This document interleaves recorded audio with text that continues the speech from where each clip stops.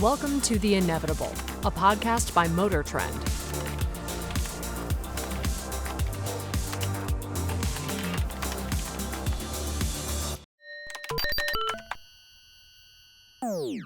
Hi there, and welcome to another episode of The InEVitable. This is MotorTrend's podcast, MotorTrend's vodcast about the future of the car, the future of mobility, transportation. It is also part 2 of the episode with Out of Spec's founder, Kyle Connor. And before we get to it, real quick, we have our question of the day. But before that, Ed Lowe here, he has a message for you. The InEVitable Vodcast is brought to you by the all-electric Nissan Ariya, inspired by the future, designed for the now.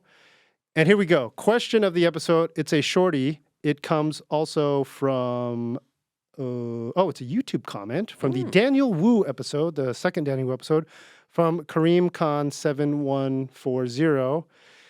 And it says, what's the next big market for automotive? Do you think car keys will be a thing of the past? I don't know what the first question is, the next big market for automotive. If you mean EVs, I mean... you might just mean like, what's the next big thing in the automotive market? So let's just go to the second question. I make a lot of typos on comments too, but the second question are keys a thing of the past? Kind of. Here's the issue. Okay, here's the issue. I have a Rivian. It's great. Phone, as long as you have your phone, it opens, you drive, it's no problem. When you go to a car wash, when you go to a valet, that becomes the issue because I'll just show you right here. I have a little thing in my pocket, and this is probably more Rivian specific, but the Rivian thing, you give it to them, it sucks. It doesn't work. It's like the amount of times where I've been like, will the owner of the yellow Rivian come to the car wash? So what you can do now is you can, so what I do when I go to valet or car wash is I bring the physical key and I just hand it to the valet or the car wash person. But you can now create virtual keys. So this is nervous, but I could if I wanted to, if Ed had the Rivian app on his phone, I could just shoot him permission, for my car. Or, you could say, yes, the car wash guy has permission only in car wash mode, and it expires in 30 minutes or something like that. So, but they probably should be a thing of the past. That is, to answer your question in a more general sense, yeah. All signs point to key fobs, car keys as we know them for the last, 20, 40 years with a boop, boop, going away in favor of mobile apps on your phone, those little cards Jonny was showing, or some other digital solution. There are some bumps in the adoption and the rollout of this, but Tesla paved the way for this. I know it gives people anxiety, but yeah, key fobs are going away inside of 5 years, I'd say. All right. Yeah. So let's get back to Kyle. We stopped sort of midway through his story and wanted to talk a lot about the future of EVs, EV adoption, charging networks, and this is a great episode, and it's a long one. Okay, so if you're hearing this and you have not heard part 1 of our interview with Kyle Connor from Out of Spec Reviews, hit pause, go listen to that one, go to look on YouTube, find that one because you're going to want to hear it because it was really good. But this is part 2. Kyle, thank you for your time. But I want to start off a couple questions here. Number 1, Kyle, you can't tow with EVs.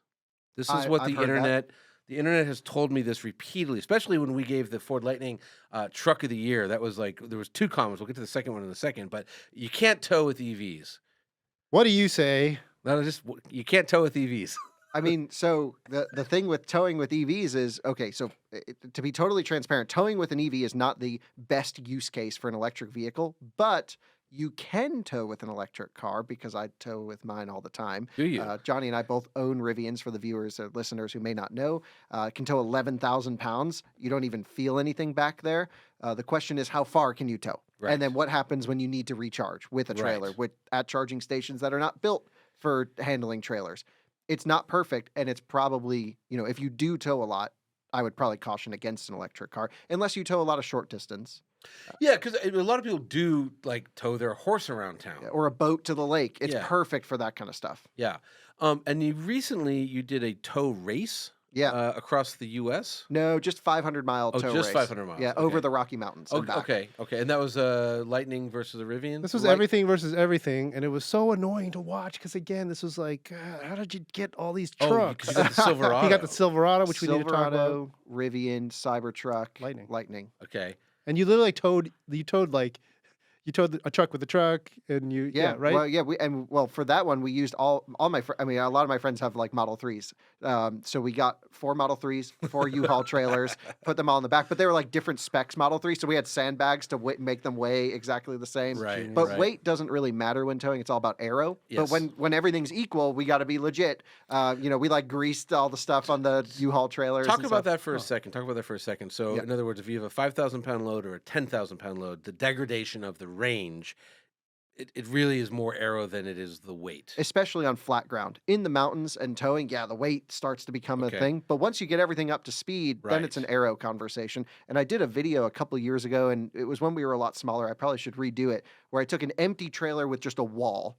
Right. And then I put a couple 1,000 pounds on one that had no real aero profile. And I went so much farther with the heavier load than with just an aero impact. And it was just a big illustration as aero matters at speed more than weight. Right. And you can watch, again, if you're unfamiliar with who Kyle is, go to YouTube, type in out of spec.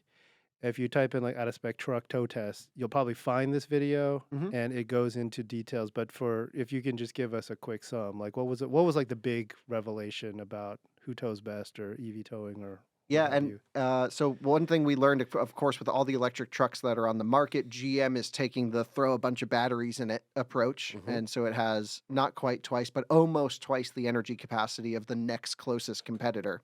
And that makes a huge difference when towing because efficiency starts to go out the window and raw energy capacity starts to make a difference. And that's just like having a second gas tank at that point, right? Yeah, it's awesome, dude. I mean, towing with the Silverado EV rocks. So how is the Silverado EV? Because that somehow we haven't touched it.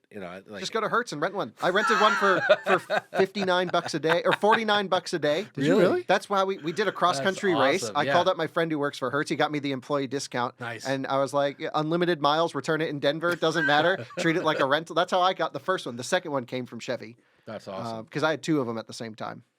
I'm sorry, this is breaking news. Silverado EV trucks are available for rent? Almost every Hertz location has them. You can actually, I think, get them at LAX. Oh my god! And they're the 3WT. Well, it's the good 100. thing our office is like miles from LAX. No, it's like 3 miles. Yeah, miles. That's plural. That's so for me, when I review cars, I don't care if they come from a manufacturer, from a viewer. I just need a car. Right. So however I can get it. And that kind of woke Chevy up a little bit. They're like, this guy's renting a car from Hertz to do a video. We'll send you one that's prepped. I'm like, it's not going to get here in time. Sorry. So we ran a cross-country race. But then the towing thing was done with theirs. Chevy sent us one with a big 240 kilowatt hour Did you notice a difference between the press car and the rental car? Actually, we've been doing some videos on this, and like BMW is notorious for like dialing in every last single thing on the car from a fit and finish standpoint. Yeah, fit and finish. They all do. I mean, we found sheets in cars where it's like, rear 3/4 vibration at 600 hertz, like fixed. Like, crisp 20s in the trunk. I wish. I'm here. You know what? I've been doing it long enough. If you think I have no integrity, fine. Give me the money. I want to cash in. Yeah. All right. Okay. So next question. But but this too. So you had the giant 240 for the tow test. It's like 215 usable, 215 kilowatt hours, and so the big stats for me were I towed. Keep in mind Rocky Mountain range. We're climbing Vail Pass. We're going up to the Eisenhower Tunnel, 11,000 feet of elevation. Yeah, that's high. I've been there. Yeah, and so we're going over many mountain passes. So it's outputting power, recuperating energy on the way down. It's thermal stress on the vehicle. It's efficiency loss because you're towing. All right, so who tows better? The Silverado. Yeah, Silverado won because I went all the way. The race was from Denver to Grand Junction and back. Okay. So it's like roughly just under 250 miles one way, just under 250 back. We left all at 100% state of charge from a charging station, which was the start and end point. I made it all the way to Grand Junction with 14% remaining, 250 miles. What? In the Silverado. That's what? Charged, had a quick bite to eat, and then just drove back. And I was like, this is exactly what I would have done in a combustion vehicle. But you can't tow with EVs. But you can't tow with EVs. All right. And you did that. Wait, did you drive through Delta, Colorado? I don't know if we go through Delta specifically. That's a little bit off. Did you drive past Telluride? No, that's south. Oh, okay. All right. We just did I-70. Now, it gets pretty cold in Colorado. Yeah. But EVs don't work in the cold. Well, they don't work as well in the cold as warm, but they still function. Oh, they do? Because people on the internet were telling me when we gave the Lightning Truck of the Year that they don't work in the cold. There's a lot of misconceptions. Or the Ioniq 5. Any EV. No, but I remember, like, because, the Ford, I thought it was a great choice, we gave the Rivian. Cool truck. Ford, and, like, man, did people, that one specifically, the haters came out of the woodwork. And, it was funny, like, I just did a thing with the electric G-Wagon. We drove from Norway to Sweden. Yeah, I saw your stories on that. And everyone's like, it'll be the amount of, like, conspiracy theories, like, because I'm like, it was 10 below when we got to Sweden. It was actually, it was freezing in Norway. But people were like, well, but you didn't really do it. I'm like, yeah, not only did we do it, and you commented, we stopped at a Tesla charging station in the Arctic Circle in Norway, had lunch, topped the things up because why not? Like, could we have made it? Absolutely. I think it was a 275 mile range. But ABC, always be charging. Always be charging, yeah. It was just easy because Tesla chargers, you plug them in and they worked. We walked away. We ate lunch. 30 minutes later, came back. It had charged whatever it got in 30 minutes. And, it's talk about EVs in the cold because... Well, no question, EVs in the cold are less efficient than EVs in the warm. You have a couple things working against you that I think fuels a lot of the misconceptions, but they still work fine. And I've driven EVs down to like minus 40 in the Arctic Circle as well. I've done some crazy testing like that. But essentially, you have a couple things working against you. The first is, and this work, this is across many different battery chemistries from LFP to NMC and others. You have less usable capacity when the energy gets cold. So, if you were able to get 100 kilowatt hours driving normally from 100 to 0 before, now you might only get 92 kilowatt hours or even less, maybe 85 kilowatt hours, because the cells just don't have as much raw capacity when they're cold. They regain them once it warms back up. So what the cars typically do is you're starting with less energy capacity in the battery pack, but then you also have to run a heater to warm the battery up and warm the cabin up. Right. So you have less capacity and more usage. So you're getting a double whammy in the wintertime. But once everything comes up to temperature, and especially with modern technology, systems like heat scavenging and heat pumps that are more efficient, once everything comes up to temperature and you get through that initial big energy spend, it's actually not too dissimilar from driving in a moderate temperate climate. The other thing that's going against you that affects EVs a lot is you have more higher air density with cold temperatures. Yep. So on a really hot day, it's easier to push the car through the air, which is why on range tests, it can never be too hot to get the most amount of range out of a car. Now, if you have an EV and you leave it plugged in at night when it's cold, will it keep? I know some will, but like, can EVs will it keep the battery at the proper temperature, and you could even say keep the heat, like a pet mode essentially. Yeah, and just a little trickle from the house. Rivian will do that with the battery pack. Yep. Most EVs will not. Most EVs will let the batteries cold soak. A recent update to Rivian does do that. Yeah. And that's nice because then you get recuperation, regen as soon as you start driving the vehicle, which most battery chemistries can't accept a charge when they're below freezing. You'll just plate the lithium and it'll be irreversible damage. So every car has protections against that, and you'll use friction brakes until the batteries warm up, which is also why they get less range in the cold because you can't recapture as much. But the thing is, for the average use case of a person, if you have a 300-mile range car and you drive 20 miles to work and back, what does it matter? You get instant heat. You're not using the 300-mile range anyway. They don't work in cold. No, but you just drive it normally. And then on a road trip, right, you have your big initial spend, but once it's warm and you're charging and you're going, everything stays warm. There's a lot of thermal mass, not only in the cabin, but really in the battery pack. You seem to actually know what you're talking about. I've just done it from experience. But and the you thing did. is, There was a video you did actually. You used your Model 3 and you cold soaked it for 2 days I think it was minus 14 or something, minus 10 degrees. Yeah. And to illustrate like exactly what you're talking about, like how if you essentially put this thing in the freezer, it's not plugged in. There is the battery goes full cold soak. All the degradation, all that needs to come back once you get it running and up to operating temperature. Yeah, absolutely. And operating temperature, the vehicle still drove instantly as soon as I powered it on. And it was actually, I think, minus 20 out. It was 20. really cold. Okay. They'll just drive fine. But if you want to charge it, which was the point of that video, that was like plug it into a supercharger dead cold. Again, the batteries won't charge until they're at freezing. Right. So it had to run the battery heater. But what was cool is taking the energy from the supercharger to run the battery heater. And then once it got to a point, which takes, this was an older Model 3 with slower heating technology and other things. But once it got to a point where it could accept a charge, maybe 40 minutes, which is a long time, but it was really cold, then you're good to go. But you're never just like leaving your house and going right to a charger. You're going to charge at home or you're going to drive a couple hours to a charging station. I mean, we talked about this on the last episode, but like this misnomer that like if you have an EV, you're constantly seeking out a supercharger is crazy because you're just charged. You just never think about it. And I spend most of my life like going out of my way to drain cars annoyingly because I have to do charge testing. Let me ask you about this because I noticed I watched a couple of your videos or parts of your videos in preparation, but I was noticing you charge your Rivian to 50%. Yeah, as low as it'll let me. Why? All of my cars. Why? What's the advantage there? NMC chemistry likes to be roughly 30% for storage. That's where you get the least amount of degradation. Okay. It's when the cell's not being pulled up or pulled down. You'll notice that like your iPhone, when you open it up, they're not charged to 100%. Most things are stressed at 100%, especially 100% with a lot of heat. Mm-hmm. And so for me, I mean, I'm lucky I have a lot of cars at home. I'm always testing stuff. We have press cars.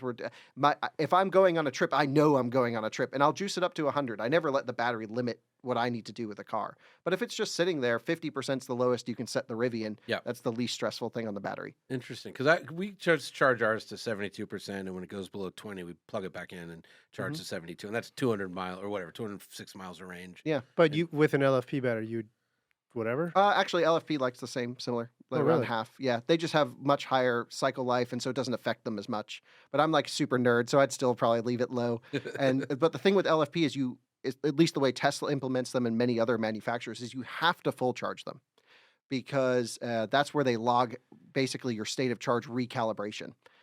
If you don't, because LFP, if you look at a discharge curve, like if you plug an OBD scanner into a car with an LFP, a new Mach-E, base Mach-E, typically when you're at 100%, that's the highest battery pack. I don't know how nerdy we should get, but that's the highest battery pack voltage you'll have in your car. So for a Rivian, it's 450 volts full charged. And then when you're dead, you might be at 320 volts. So that's your operating voltage of your vehicle is dead to full. And that's really important to know from charging, from discharging, for power. That's why some EVs lose power at low state of charge. It's one of the many reasons. And with an LFP, you actually have a very narrow window of operation. So it might be 450 full, but 430 dead. But think about how much energy you have to dispense across that entire thing. And so the cars have a really hard time actually calculating how much energy is in the battery pack when they stop moving, because they typically do a no load calculation and say, okay, we estimate you have 30 kilowatt hours left. Let's say you have 40% state of charge to the user. But if you don't do that full charge at the end when it hits pot voltage, the car might die with 10% left, or it might go the other way and you could drive 20% below zero. And it just gets a little bit confused. And that's an LFP specific issue. Yeah, NMC has it too. We actually had a Lightning that we ran out of charge twice before it hit zero because we never let it stop and calculate. We drove it across the country, and so it was always guessing as to how much was in there, and it was wrong. So we've been doing we've been doing these every EV that we've gotten into the MotorTrend fleet from a long-term basis. We've been intentionally running to zero as part of a test. This is like what happens.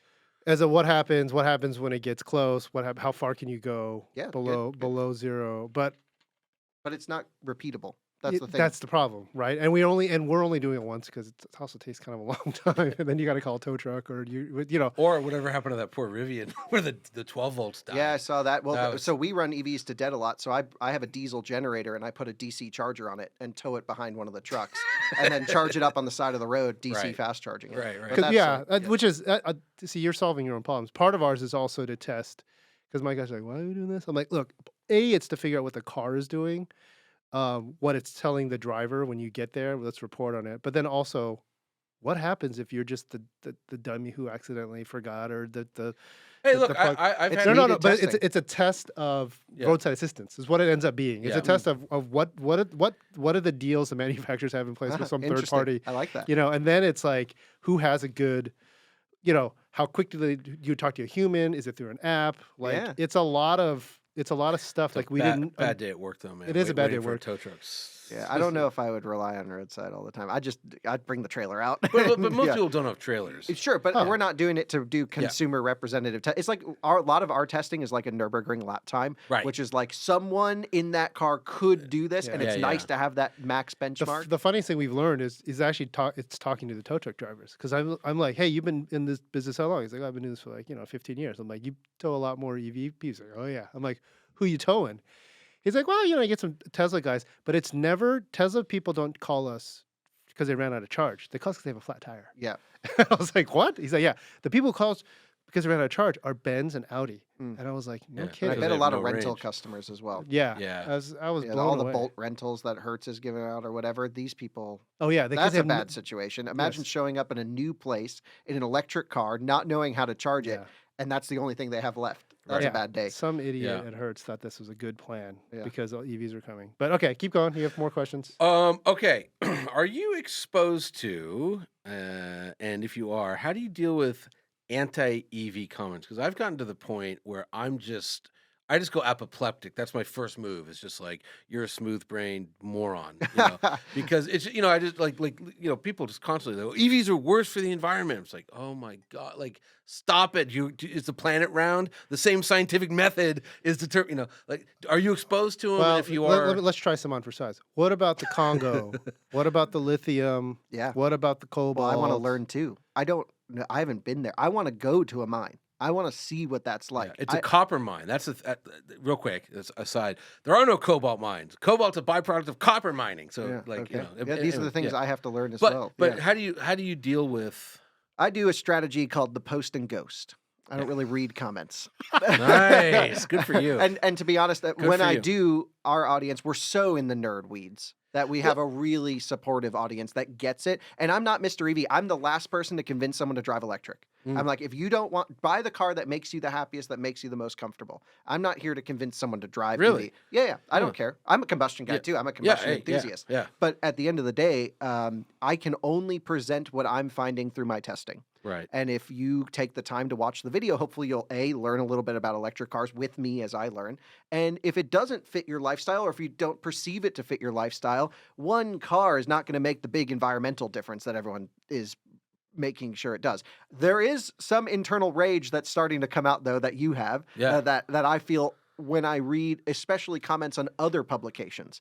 We are so lucky that our audience, that at least that I can find, 99% are kind of like me. We're like, we're just into cars. I'm shocked by two things with your audience, because I look at your videos, the comment section, just like, I'm amazed that people aren't like, you're a shill for the government, like, over my cold dead hands. Blah, blah. Well, I'm like Mr. Against EV tax credits anyway. But yeah, that's a whole other thing. Yeah. But also, like, you'll show up. I can't remember, some Cybertruck video, and like, there's like 50 dudes with Teslas that show up to watch you like shoot a video of the Cybertruck. Like, it's real, like, you found the EV enthusiast niche. Like, it's remarkable. There's two creators in our space, myself and my team, of course, but also a guy named Bjorn Nyland who's in Norway. Yep.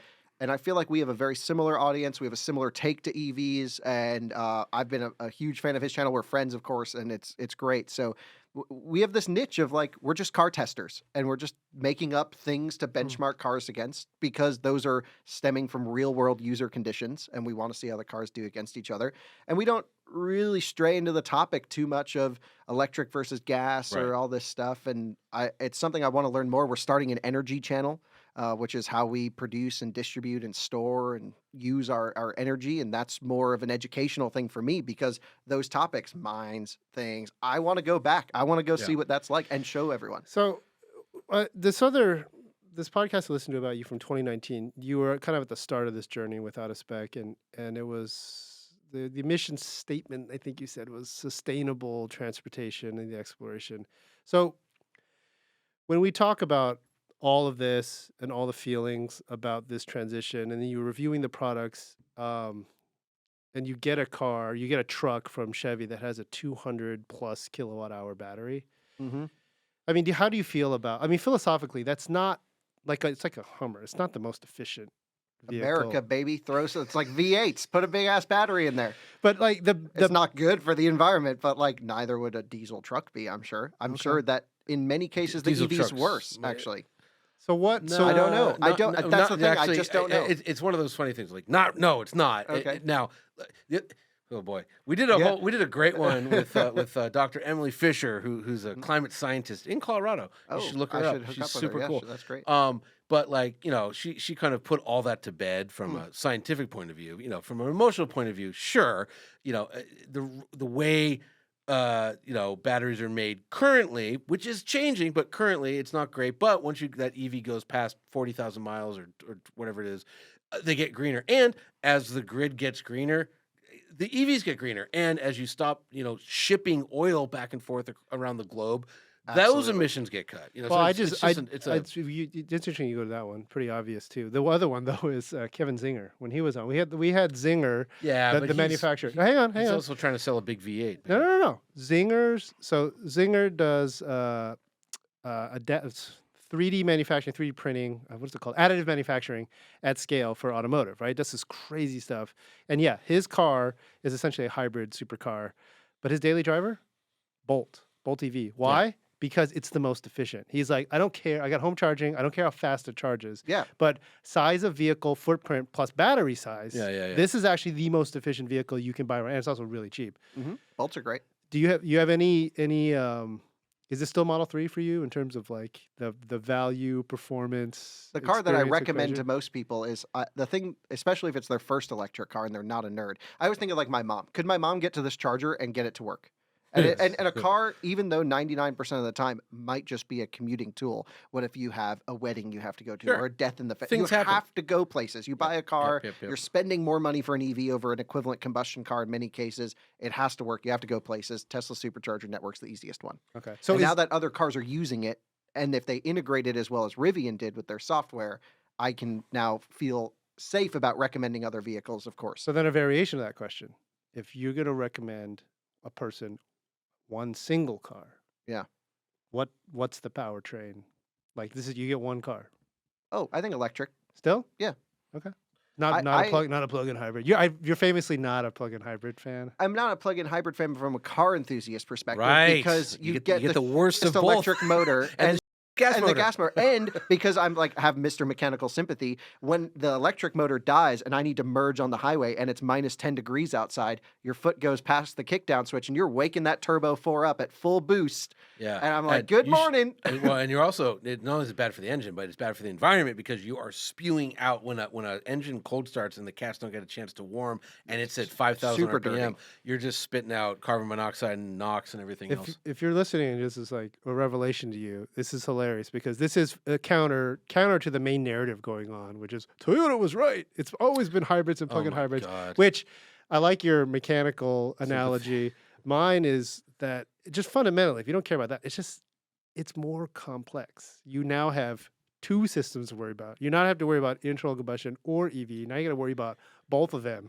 But you're it's- also, again, I love how you do approach it because you do love driving and love cars. Like Yeah, you get really. a bad EV Yeah, with no range and you get a bad gas engine. right. It's yeah, sure, okay. The BMW, the XM, which I'm not a huge Yeah, fan of me the way either. it drives, Yeah, but very yes, clunky. it's a very powerful V8 and Yes. it's a decent EV. But they better fix that powertrain for the M5 Oh, wagon. right? If it's as right, so not calibrated well So in that it's, car. it's weird, It's- right? Well, the thing is, the electric motor's pre-transmission. Yeah, so you and get so gear get changes. shifts, and It's because so it's the M stupid. transmission, it's not as smooth as the standard shift. Yeah. So you're like getting all the downsides of the combustion car with an electric one. And I like the idea of pre-transmission electric motors. Porsche does a really good job with it. Porsche actually does it with DCT and a torque converter. Pretty cool Mhm. how they do their tuning. But that XM is way worse than other BMW plug-in hybrid tunings. A question, real quick though, because I've real question, but it just popped up. You drove the Hyundai Ioniq 5N. What do you make of the fake gears? Did you play with that at all? and the So- sa- and the sounds. Because to me, it's the stupid. Sounds I don't care about, but the Yeah. fake gears is the stupidest thing possible. That said, I talked to people that drove it. They're like, "No, it's rad." So as car enthusiast, Kyle, I want the purest form of whatever I'm driving, which Yeah. means turn all that crap off. I did try it. Of course I had to. Yep. And I think they did an incredible job of Right. integrating torque dips, powertrain curves. It Yeah. bogs down. It has turbo lag. The Right. noises are not so convincing, but it's Whatever. And I thought it was really cool, but that's like optimizing something that shouldn't have been in there for Right. an EV person. Although my viewpoint is like, I can just turn it off, so it doesn't affect me. Okay, I was just curious because Farah was like, Porsche has to get this. They have to put this in there in No. Porsches right now. And I'm like, I love no. Matt, but Yeah. that's not the answer. I'm sorry. It makes you slower. Right. Because Right. I was Yes. like, I Thank want to you. go fast. Right. Thank you. The- They forced us to do that on track. Like they're like, let me set up the car, and I'm just like, nope, thanks. Okay. Back to infrastructure, and this is something I've noticed, and maybe I'm crazy, but have you noticed a change in American EV infrastructure in about the last 6 months, 5 to 6 months? Have things like Electrify America, for instance, has it just suddenly gotten a little bit better? A little bit better. Yeah. What's going on? Well, I think you and us and everyone, we put a lot of pressure on to make reliability a topic. So I'm super into the EV charging space. Because I Yes. think Didn't you start your own EV charging station? well, we have DC chargers at the office, yeah, and I have a 750 kilowatt one about to show up too, which is gonna be a big That's boy. awesome. Yeah. But can other people use these? Yep. Not really. No. Okay. But okay, yes, if you okay. happen to be there and need a charge, somebody I'm not told leaving me- you stranded. Somebody told me you were starting like your own charging Oh God, station. no! I mean, I want to learn. I want to feel the pain, right? Okay. I'm so hard on all these companies, especially road tripping. I want to know what they're going through. How do you do that? That's so expensive. No, These it didn't charge- cost us anything. It's free. I mean, I have to install them, but the chargers just came for videos. What do you? It's like a long-term loan. I have like you get a long-term loan from Ford. I get a long-term loan from XCharge for their DC charger, and it goes back after a year, and then I'll Seriously? swap it for another one. Yeah, They ship it. I mean, this thing comes on a 18-wheeler, doesn't yeah. it? Just kind of we forklift. I it mean, out. how do you think press cars? Yeah, they come, they from come on Detroit. trucks. Like, or boats. so I am the only one who gets like loaned DC equipment, like Right. everyone else, including us, gets loaned cars. Right. I didn't Interesting. buy a single DC charger. You're not, but like you said, you're not touching the orange wires. You're not installing these yourself. No, I had to pay someone, and that's very That's expensive. what I'm saying. But Like- That's the if cost I- of doing business. Let's just say it's $100,000 to put in charging. It's a little bit more than that, but let's say we do that. The company also, I mean, like from my standpoint, we spend $100,000. We get years worth of content off of these chargers. We'll make that back. I got some follow up on that. But okay, that's that part's But so blowing my what mind. else besides me making nasty videos on Instagram? Well, if you let's what back else up. has changed? Because I just noticed like they all suddenly work. Like there was a time when like doing a road trip was 70% of the things I plugged into just didn't work, Yeah. and I had to sit well, and wait. I think he's some accuracy in media types and influencers giving the networks a lot of crap, but also remember, Governor Granholm did a very notable EV road trip last summer. Yeah, Farley did one from Ford and got annihilated for how difficult it was to charge. I think Buttigieg, I think these idiots, the people who run some of these networks, they'd be idiots if they didn't Right. address it. But I want to hear Kyle's like what Yeah, and I'm what, curious what about changed. I'm Well, curious what about is- NACS too. Yeah, NACS is a great topic. I don't know if we have Okay. 4 hours to talk about it. I mean, yeah. So what is a CPO? Is what they're called, charge point operator. That would be an Electrify America and Yeah, EV yeah. Go, Yeah. charge point in point. some cases, but not really. And Thank you for saying yeah, that. because ChargePoint actually had the best business case of selling their hardware and the software and the maintenance package, and somehow they're still about to go out of business. I don't know how that's possible, but like I said, I review cars and chargers, not companies. A CPO has to secure a plot of land, has to work with the local utility to put in a high power transformer so they can tap into 3-phase electrical grid. That's usually stepped down to 277 or 480, which is all the DC chargers run out of. Then they have to go out and buy hardware. And electric cars are new, but electric car chargers are even newer. And they're certainly quite expensive, but they don't have the 5 to 7 year development cycles of a vehicle that go through durability testing and Right. selection. So Why not? But okay, yes. you're yeah, right. but this is Yeah. another point that we do need that, of Yeah, course, which yeah. is what we're trying to put on the media side, like durability testing chargers. And so then they have to go out and buy Joe Schmo's charger, whoever it is. That has to be installed. It runs on their bespoke software. Then the CPO needs to integrate with it and make sure that their stuff all works. And then you have to support vehicles. And you're dealing with physical issues, such as people dropping cables on the ground or running them over and cable cooling exploding, but also software issues because Most electric vehicles communicate on something called ISO 15118, which is the plug-in charge standard, but also the standard that does the negotiation between the car and the charger. And that standard has some holes in it that are open to interpretation. So then it becomes the whole topic of interoperability testing. If you have a new vehicle or an old vehicle, it may not work on the charger. So CPOs have had to deal with this from every side. Plus credit cards, I hear, are notoriously difficult. Because for some reason, though, I can buy anything in the universe on my phone with a credit card, but on a charger, it doesn't work. Well, yeah, there's third-party companies have the absolute worst, like NACS terminals are absolute crap and are responsible for a lot of charging failures in our country. There's more new ones, Capator, there's a few other ones that are coming, which are nice. What changed? Like, was it just the Gen 4 chargers? No, it's the chargers are still just as crappy. Okay. There's just now a focus on maintenance. There's now third-party companies that have SLA service agreements and stuff to go out and fix chargers when they're broken. When these networks went in, when Electrify America went in, there was no one to service them. Right. The reason Tesla works so well, Tesla has a lot of issues with their supercharger network, by the way. They replace them, though. They have staff everywhere in every part of the country that can go out and fix them day one. Yes. When an Electrify America station failed previously, they would have to call up a local electrician, do an emergency thing. It was $1,000 an hour,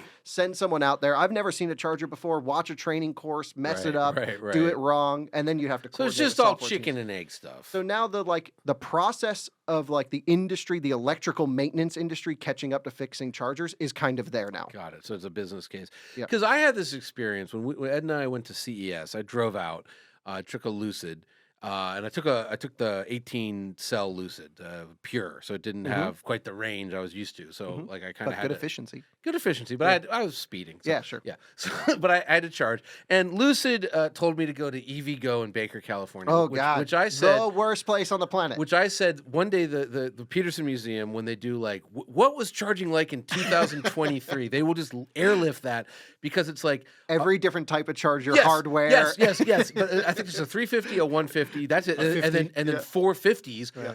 3 of the 50s were broken. The 350, the 150 were in use.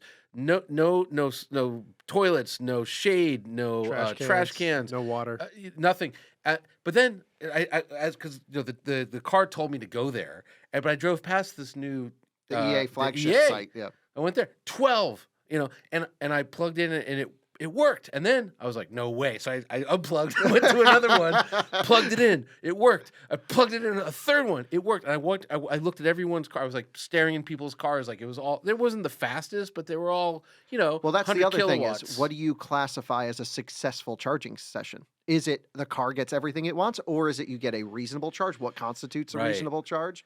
This is kind of where we're at. But even wackier, and I want to ask you about this, there was 44 Tesla chargers on the same piece of land where the Electrify America flagship was. Yeah. It's at this gas station.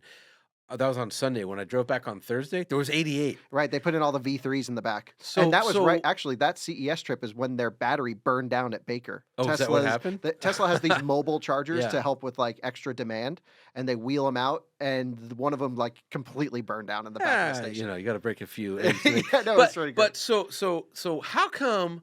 And I guess I don't talk to enough CPO people because I'm like, but like.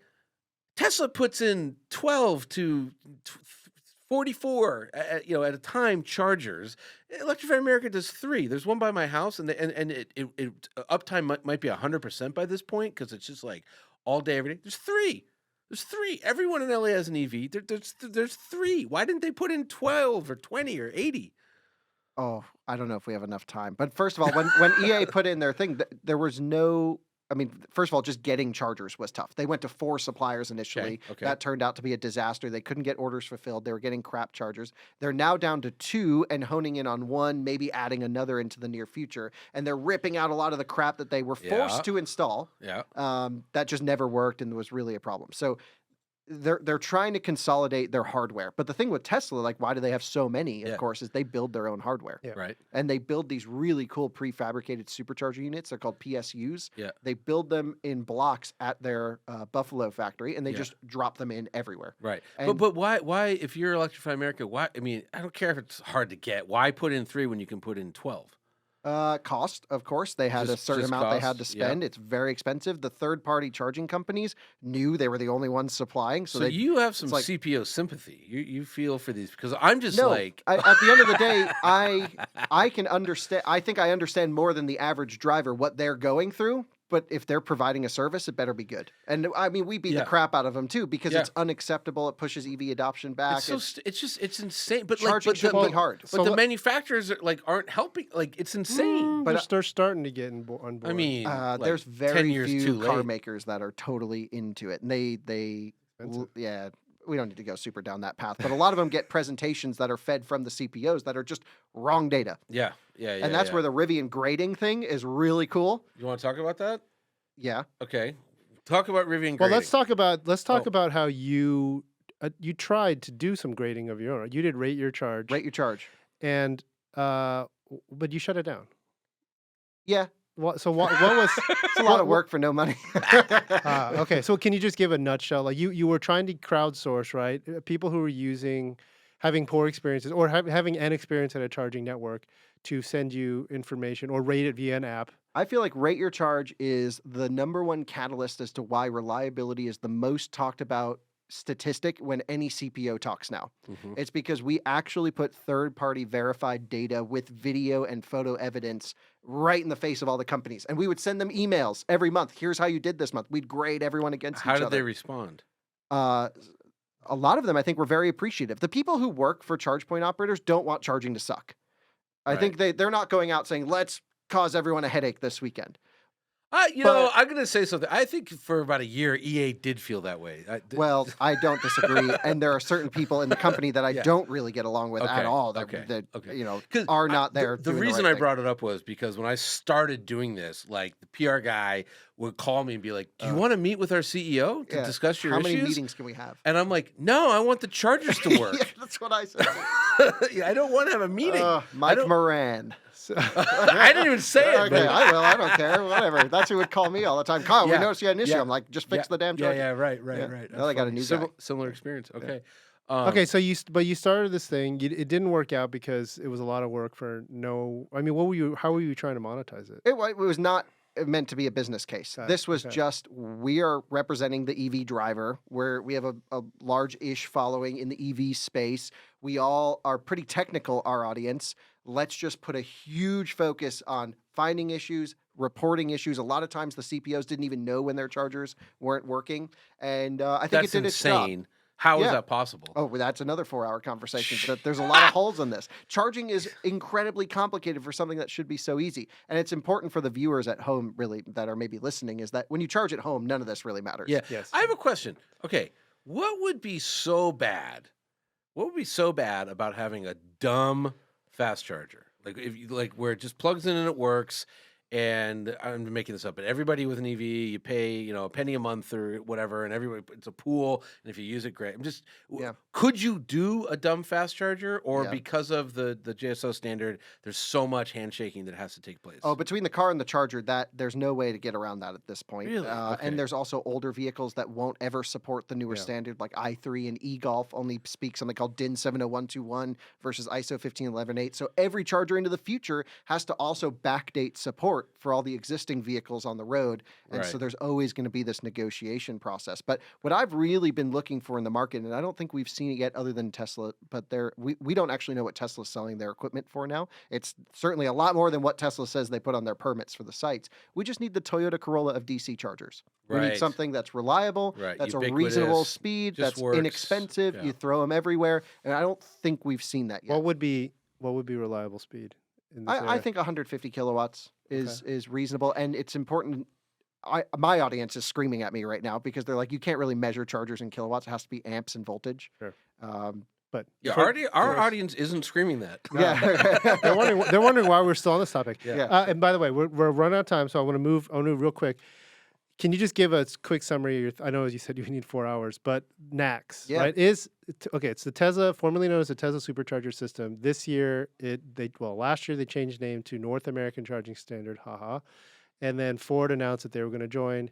GM, Rivian, everybody. It's 7 or 8 different OEMs. Yeah. Ford's already happened. We've all done the testing. Rivian just happened. first of all, is NACS or the Tesla supercharger system still the gold standard for a national charging network?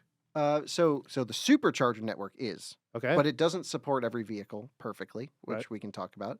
But you have to separate the NACS standard from the supercharger network. Okay. So superchargers, actually version 2 superchargers, the older ones, they're not NACS. They don't support NACS. Because NACS is not just a form factor, it is the communication between the car Right. and charger. Right. And Teslas communicate on single wire CAN and not through ISO 15118. So NACS is actually a combination of CCS communication protocols Right. in the form factor of the Tesla plug. Starting with but all the version 2 superchargers are being updated, right? They're all Not yet. I hadn't heard that. no, but The version 3s are okay. the 250 kilowatt ones. Yeah. So in other words, there, if you as as Rivian owners, you know this, you'll see it shows Tesla stations on the map, and it'll say like incompatible, Right. Because those are version 2. Yeah, or they're version 3s without, there's a CTEP compliant module that has to go Okay, in there yeah, to yeah, count yeah. the kilowatt hours and Right. also the communication box to do the ISO 15118. Yeah. So Okay. So yeah, the you NACS, just- but they make it easy. Yeah, but yeah, the NACS itself is of no real benefit to anyone other than it's nicer to interface. It maybe has better thermal limitations in the design than a CCS handle would. But that's not the end all be all. The end all be all is the access to the supercharger network right. and making every car cross compatible with every plug. It's the USB-C of cars. Right. And so that needed to happen. And from my side, I was arguing for let's all go CCS. We just need to agree on one. Just pick one. And the NACS, no question, it's called J3400 for the nerds. That is the standard that is much better than CCS. It's nicer to interface, but ultimately plugs in easier, which is a big thing. You don't have to like get it perfectly right. You can just close your eyes last and night plug it in. I had a 70-pound sleeping kid in one arm, and my wife, who just had abdominal surgery, was like, "Could you plug the truck in?" And I was like, "Yeah," and like. It was just off by like 1%. So annoying. Yeah. Yeah. So, but the access to the supercharger network, that's the big one. That's the game changer. That's the game Yes. changer. And the plug form factor, there's going to be cross-compatible adapters, which will lead to many dangerous situations because there's, I don't know how many hundreds of thousands, millions of vehicles with the existing CCS port on them. You're going to need to somehow adapt those. So everyone's going to have like a couple adapters in their car. It's going to be messy. Amazon got them, not too expensive. Well, Good and luck. those are really sketchy. Yeah. And so, yeah. and the thing is, That's a good point. Hang on now. So Rivian, they mailed the adapter, the adapter. Let's say it breaks or you leave it at home or whatever, you lose it. You can get, Rivian, I love them, but they don't always mail stuff in a timely fashion. Sure, yeah. But the Electron, like, would you ever plug your R1 into a with Electron? Yeah, there's adapter? like A to Z Electron, and then Yeah. there's some sketchy ones online. Oh, as so well. so Electron you would say is not sketchy? No, I'm not. I would Oh, never okay. endorse one of those. Oh. And here's the reason why. Ah. So when you plug into a charging station, you're assuming a contract somewhere that says here's what's going to happen, blah blah blah. There's very rarely an issue during a charging session, but if there is, we've heard of cars getting bricked or overcurrent, Sure. and it could cause a Yep. fault. When you're using a non-certified piece of equipment, ultimately Then it's if just your something fault. goes wrong, Yeah. do you have to pay for it or not? Right. And if you use the official one that Tesla recommends Right. or an automaker directly provides you, Gotcha. liability is assumed by one of those two, and it's not Yeah. on you because you use the approved adapter. Right. If Okay. someone can point a finger and say, "Well, you just fried your So $80,000 truck," So it's like if you chip your car and something breaks, you chipped it. Like Yep. it's out of warranty. and I think until it. either it. the charging adapters, those companies assume liability, or the automakers certify them. You're saying Electron? Yeah, I'm just saying- wherever they're based. And yeah, right. Until one of these Yeah. companies or the automaker says Electron is an approved adapter, which would then satisfy the terms of service, I can't recommend one of our viewers because there's hundreds of thousands of them, hundreds of thousands times many charging sessions per year. Something will go wrong, yeah. and I don't want to be on the hook for recommending a third-party adapter. Kyle reads the T's and C's, folks. All of you guys who just blindly scroll down and hit accept, like, just Well, know if that we're- Kyle is on your side. If we're providing consumer advice, yes, we I have appreciate to that. understand that. Okay, but just last time on this topic, Mhm. you've done a ton. All you do is apparently road trip. What has been the impact to Tesla's, the formerly known as supercharger network, now that NACS is the new hotness? And have you seen an increase? Is increase in wait time, more F-150 owners or whatever? Like, what's it been like out in the out in the world. Yeah, well, I love to road trip. And I Yes. think that's like my passion is going to explore new places in vehicles. I love overlanding, love going places. And so I'm always at charging stations because I think it's fun to talk to EV owners and charge. And of course, that there's a business case for me driving rather than flying. I can make a video if I have the time, I will. Increasingly less, unfortunately. Especially in Colorado, we have a lot of Rivian owners. You kind of need a Rivian to live in Colorado. Every neighborhood's full of them. They're everywhere. R1S was like crazy. So my local supercharging station is one of the few that was updated to the NACS standard, but it has the built-in adapter. It's called Magic Dock. Yeah. And so everyone can use that one. They don't have to wait for the automakers to send the adapters. And I'd say 10% of the vehicles there are non-Tesla. And it's never full. How are Tesla owners? So they're not upset if they have to wait.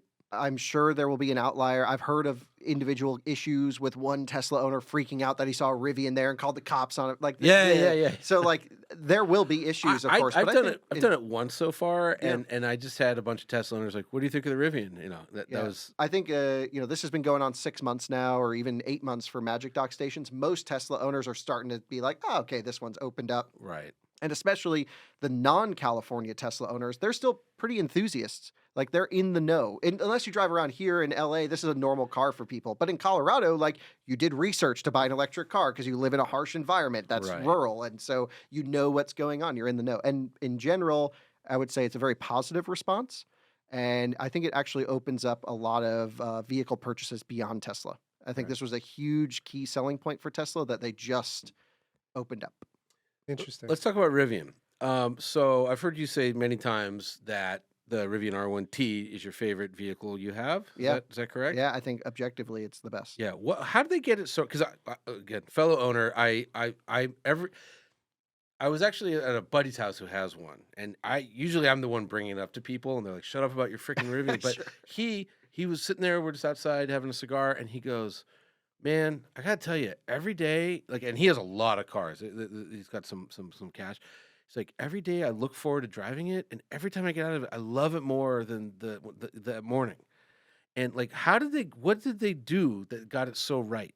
The range of capability. There's a lot of content in that vehicle. Really expensive suspension, 4 motors that allow for a wide range of vehicle dynamics. And I think it's interesting enough for the average person to get in and feel special driving. It's got a very Range Rover-like view out the front with that, long hood. It feels premium, but it's not pretentious. It kind of looks good wherever you show up with it. But then for the car enthusiast side, which is another market, you can go sport mode and slide it. You can go off-road and jack it all the way up and, basically back off the sway bar.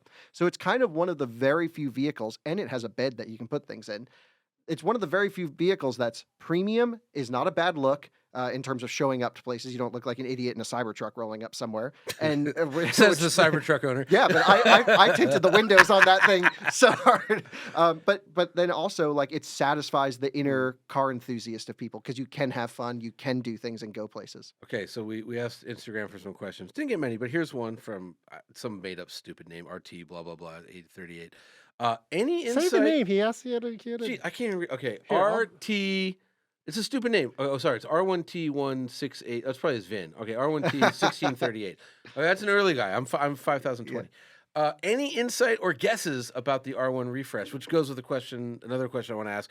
What would you do to improve the R1 platform before we get to R2 and 3? Okay, so it's not worth time speculating because by the time this podcast comes out, we'll know R1 refresh. I think this is a couple weeks away from posting. When's the R1 refresh? 2 weeks the factory reopens. God, they're gonna put the new I motors think in, aren't the they? internal name is called Peregrine. But they're gonna put the new motors in, aren't they? Yeah, I know from my perspective, I think they're going to do the quad motor or a tri-motor with the dual motor enduro motors, they call it. So here's the thing that the Rivian needs improving. Okay. It needs everything could use better efficiency. There's no heat pump in the Rivian. Needs a heat pump. So could use a heat pump. It will get a heat pump. That's been confirmed. Oh yeah, okay. Yeah, or at least. Sorry. It's getting a heat pump. It's been confirmed. Kyle just confirmed it. Yeah, it's getting a heat pump. I think we all kind of know that. Okay. Which is a no-brainer. I'm not going to say everything that I've heard through the weeds of what it's going to happen. No, Here's what I would what like. would you do? Thermals suck on the truck. Okay, explain what thermal means. It overheats every time I charge it, especially if I'm towing it. Can't cool itself What down. happens when it why is that bad? So here's why. The Rivian uses a double stack battery with a single plate cooling in between. So you start pumping coolant through, right? And the bottom of the top cells and the top of the bottom cells get the cooling. And then there's gradient temperatures all the way to the other end of the cell. And you can only, your limit is what is the coldest cell and what is the hottest cell, because you can't start damaging things. And it's really hard for the cooling system to cool the hottest part of the battery pack. So there's hot spots and there's cold spots, and it's hard to normalize the temperature. Right. So I'd love to see a massive improvement to cooling. Also, the charging performance is not class leading. It's a class leading truck in many ways. It will only do 215 kilowatts. The reason is it's a 400 volt system architecture. CCS, it's not actually a hard coded in thing, but typically won't go above 500 amps. Right. Even at 500 amps, the trucks overheat. So there's no benefit to increasing the amperage. I don't think they will do it, but I hope they go high voltage. Have you heard that they might? I haven't heard that. It was a rumor with MaxPack, which that turned out to be a real flop. Right. MaxPack is super lame, unfortunately. And yeah, and just so everyone knows, so MaxPack is available only on the dual motor R1s, and it just doesn't seem to add that much real world range, if any. Right. So it's the exact same battery cell layout. It is the exact same module. If you take a MaxPack and a large pack out of a truck and open them up, they'll look identical. It is just a chemistry change of the cell. So why isn't it available in the quad motor? There's no reason other than they want to show the 410 miles that it gives you, or whatever it's rated for, 400 in R1S. Yeah. Because the dual motor is more efficient. But I actually dug into this. They rate those vehicles in a different drive cycle than the quad motor large pack. So really? even the numbers on the website are not apples to apples. In real world, it's 11 point something kilowatt hours. I'll have to look. I did a video on it. It was like 24-mile difference in the real world. It's insane. At It's 70 10 miles grand, an hour. right? 10 grand for 24 miles is what we tested. And we ran them both from full until they stopped moving. Right. Okay. That's wild. All right. Let's get off. Hang on. No. We got the Rivian guy. I know, here. but we got other people who listen. This is the best-selling vehicle over $70,000 in the world. Last Rivian question, because we got to move on. No. We got the R2 and the R3, but any other improvements? Yeah, thermals. That's really the big one for me. Steering's amazing on the truck. I'd like to see it weigh a little bit less. Cybertruck weighs less than Rivian, so there's a lot of weight in there. But it's such a high quality experience. The new sound system kind of sucks in the truck. Like our sound system, the Meridian rocks, insane. But the new one's not as good. Yeah, well, they built the truck's too expensive. Yeah, exactly. So I think there's going to be a lot of improvements to refresh that benefit the investor in the company, not as much the owner of the vehicle. Too bad. Which is like a thing in our audience, especially. We have a lot of, I don't invest in any automakers, but a lot of our audience is like, when I review a vehicle, they're like, oh, but how much money is the company making on that car? Like, I don't care. Why would it matter to me? I mean, I guess just so they stay in business. Quick thoughts before I get upset on the R2 and the R3. Yeah, I've had a chance to check out their design prototypes, but that's all they are right now. They're tubular chassis with hacked up R1 stuff. And so I typically don't cover prototypes. It works really well from numbers. R3 seems to have a lot more of the enthusiast attention than I thought it was going to have. I thought R2 was going to be the big one, and if it were me, I don't think I would have launched R3 and R2 at the same time. I think they're trying to juice the stock in that case. Absolutely, that stock is like, and it is perfectly, because they fired everyone. They had all the bad stories, and then here's the new cars, and it's only good news to come. But now, what do they have as good news? Yeah. Once the refresh is out, then it's years of delayed production, and this is going to be that. Georgia factory construction's restarting. Yeah. There's no good stories now. Right.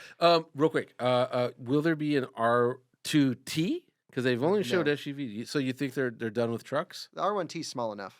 Okay. I mean, I say that as someone who lives on the border of Wyoming, so I'm used to like dualies and big trucks. The R1T, the only thing I would want is a big version of that. Okay. And the R1S to be elongated. I want an R1SL. I don't know why it's like a 130. Yeah, like why that was confusing to me. Why is the R1S and R1T not built on the same platform? Yes. A lot of reasons, but one is, I will say my refresh dream for the R1T would be 4-wheel steering. Yeah. Because where I live is like, that's the only thing I hate about it. Hate's a strong word. The only thing that's annoying. Yeah, but you get in a Hummer EV and somehow it's more nimble. And I'm like, how is this giant thing easier to drive? Yeah. So let's get off Rivian. This better be a good question. It's an amazing question. Yeah. Okay. Can you come back and we can just do an R1T let's episode? just do a Rivian podcast. Yeah. Because we've already covered Rivian. You are admittedly a huge automotive lover. You love internal combustion and EVs. Yep. You must have some anxiety over the future of some of these beloved car brands. Who is screwed? Audi. You think Audi's screwed? What is their place?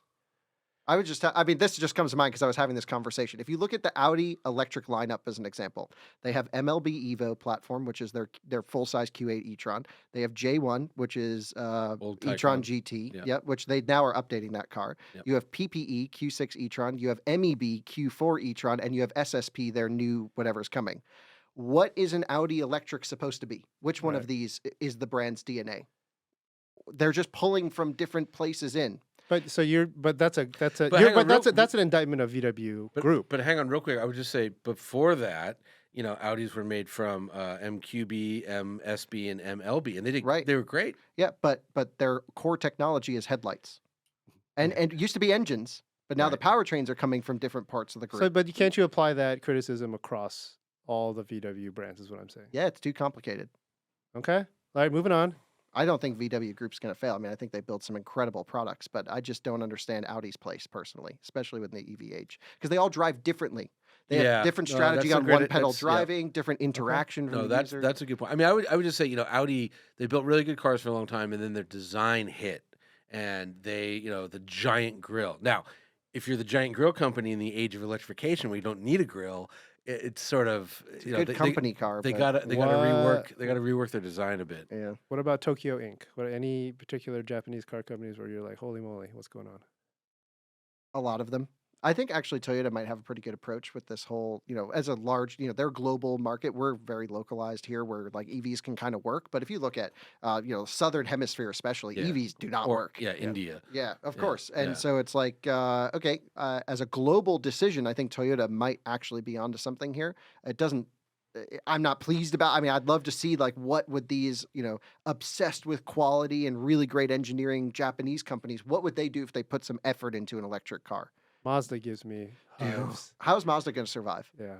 They refreshed the Miata. That makes me worried. Well, that's the only thing. CX-90 is kind of, especially from a powertrain standpoint. And I think they look great. Like CX-50 looks great. They're all cool. Bring it home. America outside of Tesla. Ford, GM, Stellantis, which is sort of an American company. Yeah. Ram, Dodge. Yeah. Yeah. Anything notable? Any products you... And what's going on at GM? Okay. The Ram Charger is very appealing to me. Their pickup truck. It's a combustion V6, like a Pentastar V6 that charges their 90-ish kilowatt-hour battery pack. And it's like a train. It's like a combustion electric. The engine's only responsible for charging the battery. So why is that appealing to you? Because for towing, you don't have to charge. Yeah. Which, but you're just running like.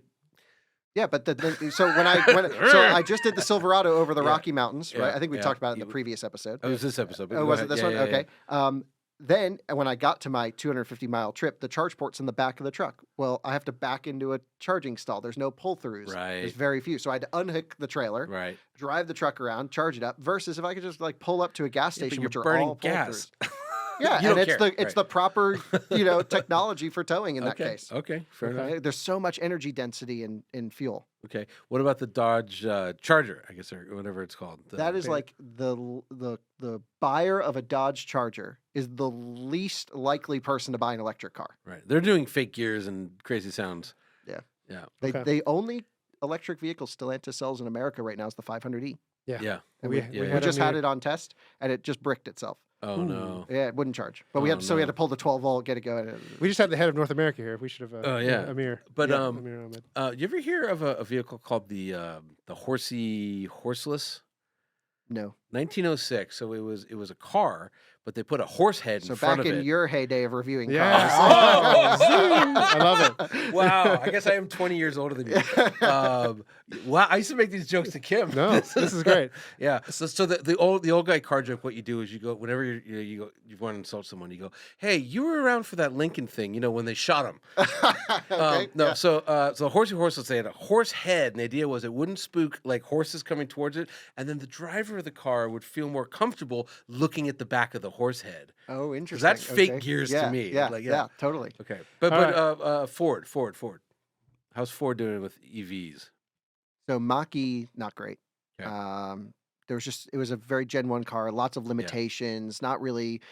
They thought of how to make a car electric, but they didn't think use case first, which they did with Lightning. Lightning is what do you need to do with a truck and then make that. Of course, the F-150 is incredible anyway. Yeah. But then you put in a pretty stout electric powertrain with some things here and there that I'd like to see improved. But that was a really good vehicle. It is a remarkably good vehicle. Like Totally. for your I first dig it. electric truck, it's I mean, it's I even love that thing. I've done some off-roading in it where like they're incredible off. Like It's they got a should locking be. diff. Yeah, but like it makes no sense how good Right. it is. Yeah. Yeah. I tell people it's like riding, and this will go way over your head because you're too young, but like He-Man, the cartoon, when he used to ride on the green battle yeah, cat. Yeah. Oh yeah, battle cat. That's yeah. like, that's what I feel like. Because I'm high up. This thing is so big, but it's so quick. And it like changes direction. Like, this is like, no way. Yeah, GM. Lightning is What's fast. happening? What is? I mean, I know a couple of things, but like, I was looking at like February registrations for new EVs, and it Yeah. was like GM was behind Volkswagen. Yeah, they're like 12. Yeah, it was. I think they're out of the struggles now. So Okay. the issue with GM in terms of just let's forget product for a second. Just talk about like why couldn't they build them? yeah. It had to do with the glue of the battery module. And so John Volker did a really good piece digging into that. We had him on our podcast, and I learned a lot from that show. That was really great. So now we get to We the love vehicles. John Volker, by the way. Yeah, John's great. We should get John on. Yeah, you really ahead. should. Yeah. John. Well, no, yeah, there's a whole issue with John. It's a good one. It's a hilarious one. I'll tell when he's here. But Yeah, so I think GM can now start producing vehicles. The question is, are they the vehicles people want? Mhm. And do they have the software features and reliability that are required to sell a vehicle in 2024? And based off of my Silverado EV testing is you need to carry a 10 millimeter wrench in the vehicle so you can pull the 12 volt and reset it. Because that's it'll how just, bad the software. yeah, it just won't turn on sometimes. Yeah, Or it'll just this- brick sometimes. And That's we need a third hour for him to go into just the Yeah. implications of software Yeah. vehicles. But like, software-defined vehicles. yeah, But- definitely. Because I was going to say, when I wasn't part of the decision to name the Blazer SUV of the year, but I drove it. We were doing a Mach E comparison, and it worked perfect the whole time I drove it, which is one of those things where and I was like, this thing is great. I love this Blazer, Yeah. and it was because it was just It's a nice car. yeah. So And now they're priced really well. It's actually a pretty good value. Now that Yeah. they're like kind of working and ready to rock and roll, yeah, it's awesome. Yeah. okay, Okay. We got to wrap it up here. So I just have one question. I'm gonna check for Instagram you. again. But go ahead. One question for you. You are way ahead of the curve on a lot of the stuff. MotorTrend is 75 years old. We're celebrating our diamond anniversary this year. I think you mentioned, and I'm not tooting our horn, but you grew up watching this. You grew up watching this old man Totally. when his And beard was much darker. Yeah. Any advice for us on the content creation side and what we're doing? Well, I think we're learning a lot by the use of partially. I mean, we're friends with a lot of people that do the testing. Like we know your colleagues pretty well, and I of course see them at events. And I try and get a little bit nerdy with people to figure out where everyone is. But I'm trying to understand MotorTrend's electric vehicle testing procedures. And to me, almost none of them have made sense so far. It's been interesting to watch it follow the Cybertruck, and I'm like, it makes sense on a single vehicle, but a lot of the testing is hard to make repeatable, and it's hard to make it super accurate. And so from my side, the testing is the most important part. When you say a vehicle goes farther than another vehicle, how are you actually quantifying that? Because you can't look at EPA numbers because those are run in different test loops on different years and different cycles, and you can't look at, just as an example, you can't look at two different cars run on 2 different days in the same driving loop. They have to be run side by side, same day, same condition to make that a truly accurate statement. And so I think the industry as a whole, I'm not just looking at MotorTrend, I think needs to, when we're saying things are better than something else or faster than something else, and I, of course, need to do a better job of this too, it's like we've thoroughly tested them. We've made sure all variables are accounted for as much as possible, and we're coming from a place of experience and knowledge and really making the testing hardcore. It's interesting, with our acceleration testing, it's actually an ISO standard, right? Right. So we do account for temperature. Right. You know what I mean? So like with our EV testing, and you made a great point where if it's really hot, the air is real slippery. If You're it's going really farther. cold, yeah. So it's I mean, we do try, and not. I'm not trying to be defensive, but Yeah. that's my wife. I'm totally defensive. No, please. yeah. We do try as hard as we can to normalize and to make sure that it is apples to apples, and we run the tests at night, run the tests in the same place. But when you do a range test, Jordan was just telling me that you guys extrapolated the range out of the percentage on Yeah. the screen, but it's a nonlinear discharge curve. right. I was like, I was just like, how do you get a number? What do you call it? You call it the guessometer? Yeah, it's guessometer or rated range calculation. It depends. There's different ways that cars will display range to you. And this is where I think a lot of people think EVs are simpler and easy, but they're way harder to test than a combustion car. Sure. Yeah. Gas is gas. Okay. Yeah. Well, Right. I am in no way smart enough to reply to that or to address it, but my man Eric Tingwall I want and to Frank do a podcast with Eric. and Frank Marcus, I think we should have you chat with them. Yeah, you should have Eric and Frank on your podcast. I was just in France with Eric, and I meant to talk to him about all these topics and EV testing because I have huge respect for MotorTrend, and I'm a fan. So you have to do that. When Ed leaves, you can say the real. No, I do. I really do. but I think as a whole, like, how do we get everyone speaking the same language? Yeah. What tests are needed for consumers? What tests are needed for entertainment? Like, for example, driving to zero is kind of cool. People will watch that because it's interesting, but it's also kind of. I hope I get some props for this. 4 or 5 years ago, I started asking the team, like, what is the 0 to 60 equivalent for EVs? Not from a performance standpoint, but just a number. It's a lingo. Something that like the average car guy. Is it miles per kilowatt hour? No. Oh, that would be efficiency. But to me, the most important thing for an EV is every EV on sale today can do the shop run, can drive around town, whatever range does. Range is not a topic if you drive an EV. It's all recharging anxiety. Right. The people that talk about range are the people that don't own EVs. Right. Absolutely. 100%. 100%. But you do, in order to buy one, you got to feel comfortable with the range. Sure. I've created something called, and I don't like the name, but I like the idea, the 10% challenge. And it's when you plug in at 10% to a DC fast charger, you charge for 15 minutes. How far can you go at 80 miles an hour after that? Because that factors in efficiency, charging performance, and range. Okay. And what do you that's call how it? we call it the 10% challenge. No, it's not a bad name. Yeah. We'll trade some notes. Frank came up with something Frank very was very similar, but it was but like 1,000 miles or something. Yeah, so you can extrapolate that over as much distance. And so I thought, okay, maybe as a branding, what's the 1,000-mile range of a car? I think ours incorporated having to, what would be the max range a manufacturer would come up in the next 10 to 15 years?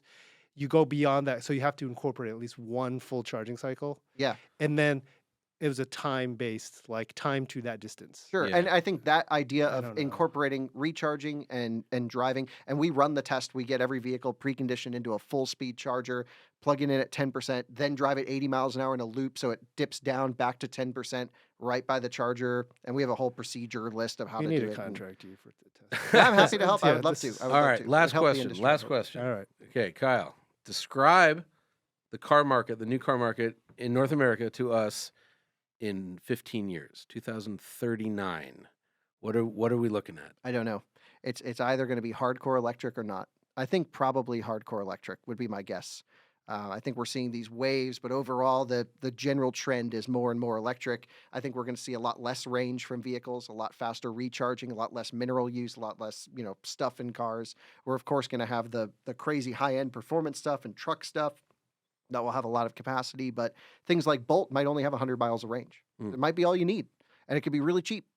And if you just look at China, they're already years ahead of us in terms of their use case in urban environments for electric vehicles. It's scary to look at China. We didn't even talk about China. I saw somebody posted a headline from the year 2000. It was like the New York Times or something. And it was like internet fad over ?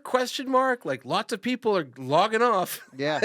I mean, it's hard to predict the future, and I think it's from my standpoint, I'm so involved in details and individual vehicles that I miss out on the big picture sometimes. Gotcha.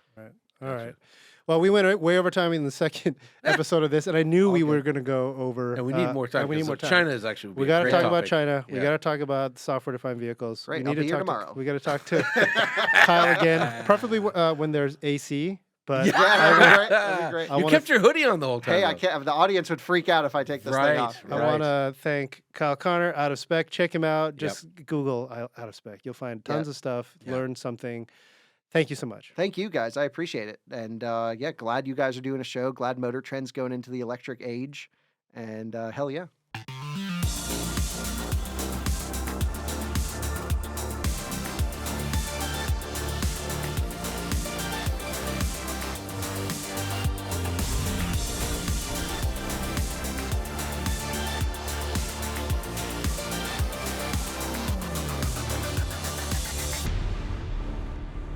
The InEVitable Vodcast, brought to you by the all-electric Nissan Ariya. Inspired by the future, designed for the now.